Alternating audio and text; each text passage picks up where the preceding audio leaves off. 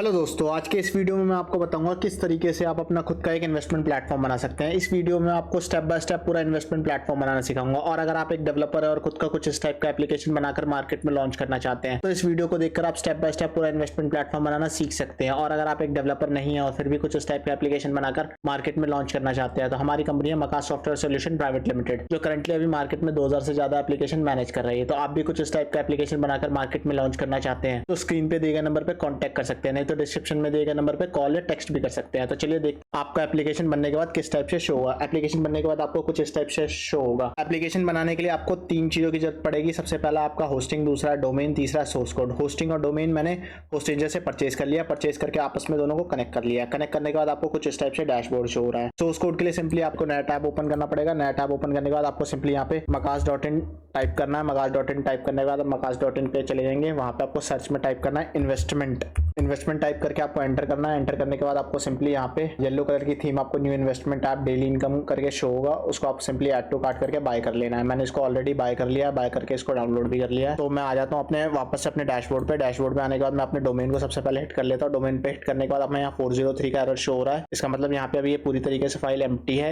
यहाँ पे हम स्टेप बाय स्टेप पूरा आपको डेवलपमेंट करा के दिखाएंगे। सबसे पहले मैं अपनी फाइल जो भी मैंने सोर्स कोड यहाँ पे अपलोड करी है वो अपलोड करके कनेक्ट करके हर एक चीज स्टेप बाय स्टेप आपको चीजें यहाँ पे मैं दिखाऊंगा। तो मैं अपने वापस से अपने डैशबोर्ड पे आ जाता हूँ। डैशबोर्ड पे आने के बाद लेफ्ट साइड पे सर्च का ऑप्शन है। सर्च पे ऑप्शन पे टाइप करूंगा फाइल टाइप करते हैं। हमें फाइल मैनेजर का ऑप्शन शो होगा, उस पर क्लिक करना है। उस पर क्लिक करने के बाद एक्सेस फाइल ऑफ महालक्ष्मी.com उस पर क्लिक करना है। उस पर क्लिक करने के बाद हमें फाइल मैनेजर हमारा ओपन हो जाएगा। public_html की फाइल हमें ओपन करनी है। फोल्डर इट्स फील नोलियर, इसका मतलब यहाँ पे अभी कोई भी फोल्डर नहीं है अपलोड। सिंपली यहाँ पे मैं अपनी जो भी मेरी सोर्स कोड है उस यहाँ पे उसको अपलोड करूंगा। सोर्स कोड मैंने सिलेक्ट किया, सिलेक्ट करने के बाद उसको अपलोड कर दिया। राइट साइड कॉर्नर में आप देखेंगे हमारा सोर्स कोड यहाँ पे अपलोड हो रहा है।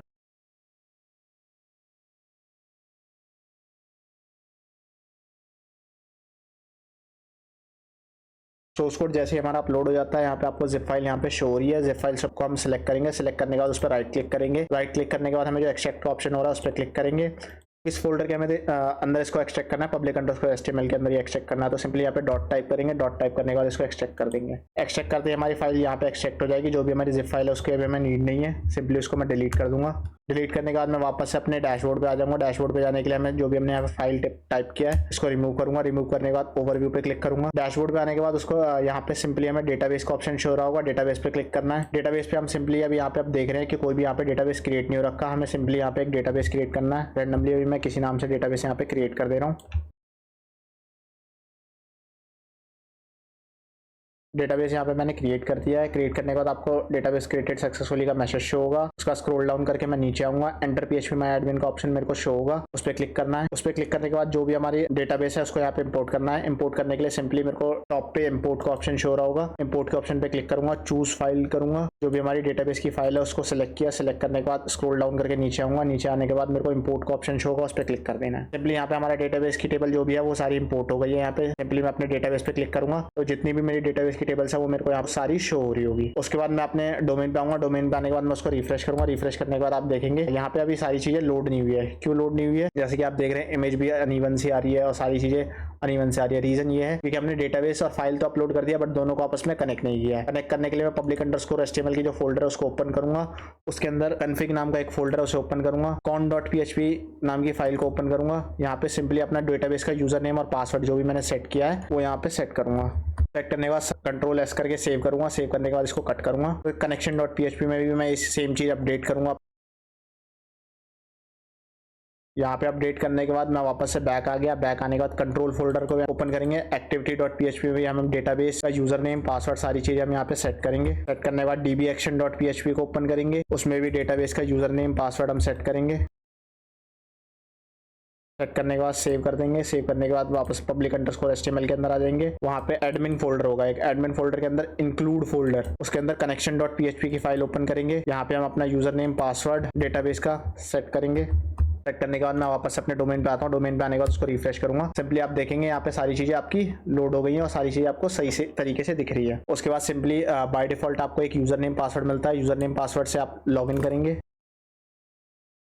लॉगिन करने के बाद आपको कुछ इस टाइप से होम पेज आपको शो होगा। सिंपली यहाँ पे एक पॉपअप का ऑप्शन शो हो रहा है, उस पर ओके करना है। ओके करने के बाद आपको कुछ इस टाइप से पैनल शो होगा। मैं सिंपली इसको मोबाइल व्यू में आपको दिखा देता हूँ। मोबाइल व्यू में जाने के लिए आप इस पर राइट क्लिक करेंगे। राइट क्लिक करने के बाद आपको इंस्पेक्ट का ऑप्शन शो होगा, उस पर क्लिक करेंगे। अब आप देखेंगे हमारा मोबाइल व्यू में कुछ इस टाइप से शो होगा आपका। ये रहा आपका साइड बार में आपका होम पेज। डाउनलोड करना चाहते हैं आप एपीके फोल्डर तो डाउनलोड भी कर सकते हैं। About section, dark mode section, settings, वो सारी चीजें आपको यहाँ पे शो हो रही है। उसके बाद आपका जो होम पेज पे आपके डिफरेंट टाइप्स ऑफ कैटेगरी के प्लान्स है। प्राइमरी प्लान्स हो गए आपके, प्राइमरी कैटेगरी के अंदर जितने भी प्लान्स हो गए वो सारी डिटेल्स यहाँ पे शो हो रही है। वीआईपी के अंदर जितने प्लान्स है वो सारे वीआईपी कैटेगरी के अंदर। परचेज जो आपने परचेज कर लिया उसकी सारी डिटेल्स आपको यहाँ पे शो होगी। उसके बाद रिचार्ज का जो भी फोल्डर है, यहाँ पे आप रिचार्ज करना चाहते हैं तो रिचार्ज कर सकते हैं इससे अमाउंट टाइप करके। टीम्स, आपके अंडरलाइन जितने भी यूजर्स होंगे उससे आपकी जो अर्निंग्स होगी उसकी सारी डिटेल्स आपको, डायरेक्ट यूजर्स की डिटेल्स, सेकेंडरी जो सेकंड लेवल पे यूजर्स होंगे, जो थर्ड लेवल पे यूजर्स होंगे उसकी सारी डिटेल्स आपको यहाँ पे शो होगी। उसके बाद माइंस में आ जाता हूँ। माइंस में आने के बाद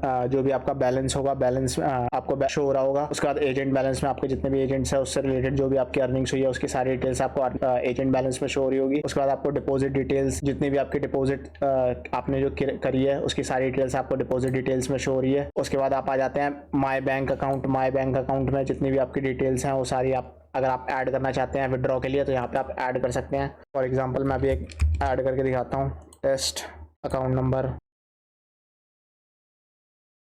यहाँ पे सिंपली मैंने विड्रॉ डाल दिया। अब सिंपली मेरा यहाँ से विड्रॉ इनिशिएट हो जाएगा। उसके बाद मैं आ जाता हूँ अपने चैट विद सपोर्ट। मैं कोई भी सपोर्ट्स के लिए किसी से क्वेश्चन आस्क करना चाहता हूँ तो यहाँ से क्वेश्चन आस्क कर सकता हूँ। इसकी जो भी डिटेल्स होंगी वो सारी हमें एडमिन पैनल पे शो होगी। उसके बाद मैं आ जाता हूँ अपने सपोर्ट मैसेज पे। एडमिन जो भी रिप्लाई करेगा उसकी सारी डिटेल्स हमें यहाँ पे शो होगी। अब मैं नेक्स्ट टाइम में अपना एडमिन ओपन कर लेता हूँ।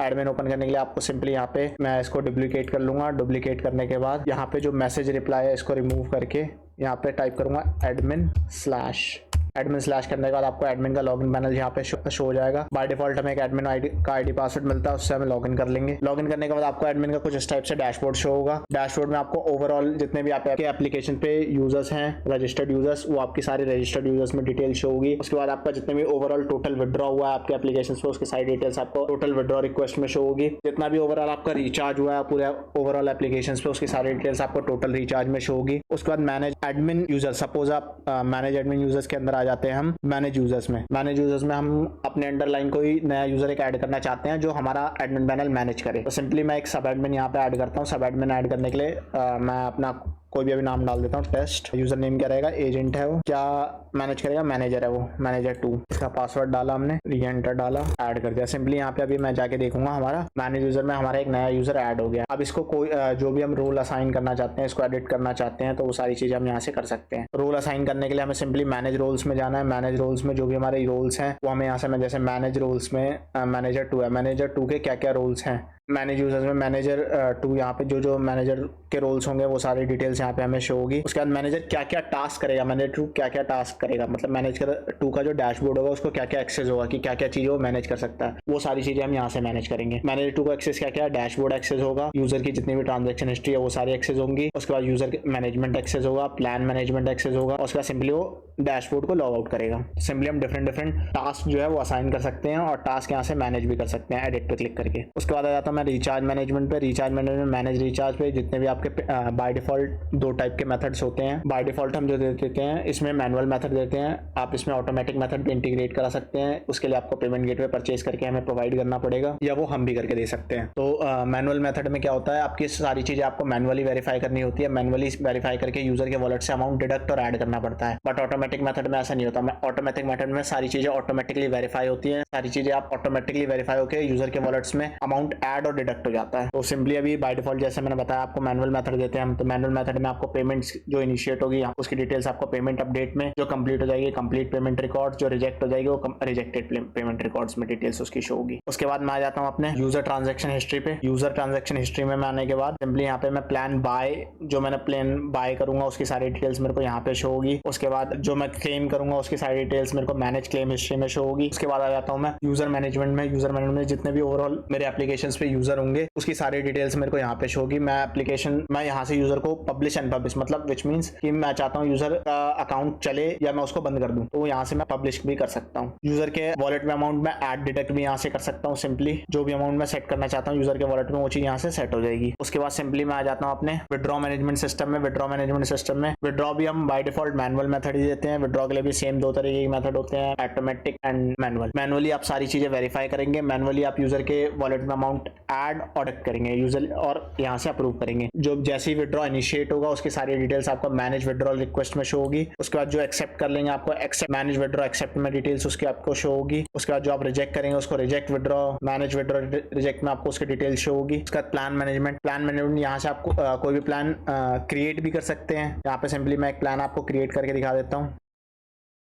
डे इनकम कितनी रहेगी आपकी 100, इनकम डेज क्या रहेगी 1, इन्वेस्टमेंट प्राइस क्या रहेगी 1000। कौन सी कैटेगरी वीआईपी कैटेगरी में आप इसको डालना चाहते हैं, नहीं डालना चाहते, नहीं डालना चाहता। टोटल रेवेन्यू कितना देगा ये आपको 2000। बस सिंपली यहाँ पे मैं क्रिएट प्लान पे क्लिक करूंगा, हमारा प्लान जो होगा यहाँ पे क्रिएट हो जाएगा। मैं आपको यहाँ पे अपने यूजर पैनल जो भी है इसके होम पेज पे आके यहाँ पे आपको दिखाता हूँ। हमारा जो प्लान है वो यहाँ पे क्रिएट हो चुका है। जैसा कि आप देख रहे हैं कावासाकी नाम का हमने एक प्लान क्रिएट किया था वो हमारे यहाँ पे क्रिएट हो गया है। इस पर सिंपली मैं यहाँ से इन्वेस्ट करूंगा। यहाँ पे हमारा इन्वेस्ट हो गया अमाउंट। इन्वेस्ट होने के बाद प्लान मैनेजमेंट में आया, प्लान मैनेजमेंट में व्यू प्लान्स जो भी हमारी डिटेल्स है वो सारे व्यू प्लान्स में डिटेल्स शो होगी। जो भी हमने प्लान ऐड कर रखे हैं उसको एडिट भी कर सकते हैं, उसको हम डिलीट भी कर सकते हैं, उसको हम पब्लिश भी कर सकते हैं अनपब्लिश। जैसे मैं प्लान मैंने ऐड कर रखा है लेकिन मैं दिखाना नहीं चाहता, वो चीज मैं यहाँ से मैं कर सकता हूँ। उसके बाद आ जाता हूँ मैं कंप्लेंट्स में। अपने कंप्लेंट्स में जो भी मेरी यूजर से रिगार्डिंग कंप्लेंट्स होंगी वो सारी मेरे को पेंडिंग इनिशिएट होगी, वो मेरे को पेंडिंग में जो मैं कंप्लीट कर दूंगा उसकी कंप्लेंट्स में डिटेल शो होगी। मैंने सेटिंग में आप जो भी वेबसाइट्स की छोटी मोटी सेटिंग्स है वो आप चेंज कर सकते हैं। जैसे लोगो, मैं यहाँ पे लोगो अपलोड करता हूँ। लोगो अपडेट करने के बाद